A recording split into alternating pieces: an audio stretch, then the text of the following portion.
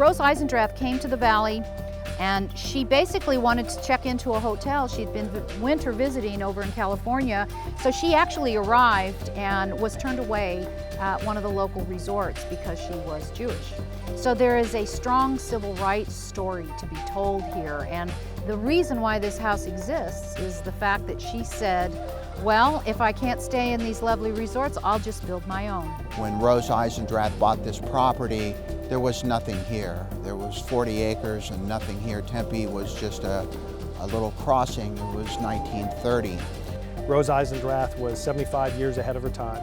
She built a building that cools itself during the summer, warms itself during the winter, and provides views of this retained Sonoran desert.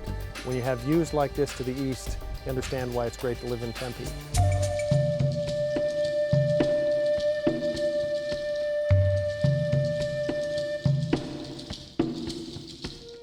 This started out in its conservation effort as essentially a homeless shelter. It was a ruin at that time. It was completely derelict. The building inside was dilapidated.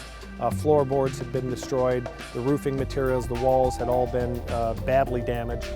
So to save this house and save the land around it was something that we were committed to do. The project that you see behind me, the Eisendrath House, was saved by two local neighbors, Darlene Justice and Evelyn Holman, the latter being my mother. They asked the City Council to acquire this parcel, and that gave us the first step in an odyssey that's carried us to today. It's taken every single partner, many of them absolutely necessary, and without many of them, this could not have happened. This is a house built by a woman who was standing in the way of discrimination and demonstrating that she was not going to be discriminated against, and the people she liked and adored would not be discriminated against either. This is a historic significance of this really shows about where we've come from and where we're heading. Not only from a diversity aspect, but really we're going to be able to have docent history tours here. It's going to be really used as an asset for our community for future event space and planning. As you can look around the house, and the views here are tremendously beautiful. And it just kind of shows the character of Tempe, how pretty Tempe is. And I think that Tempe in the long run will benefit enormously by having this house here.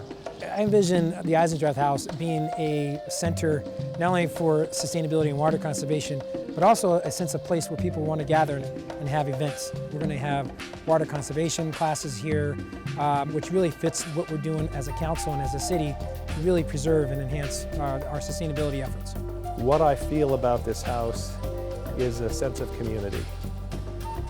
This house stands for a place that people can come together and be part of the biggest small town on the planet. There's so many great aspects of this house, and it really shows how far Tempe has come, and hopefully we can make sure that we preserve and enhance our past, but also making sure that we understand where we're heading towards the future.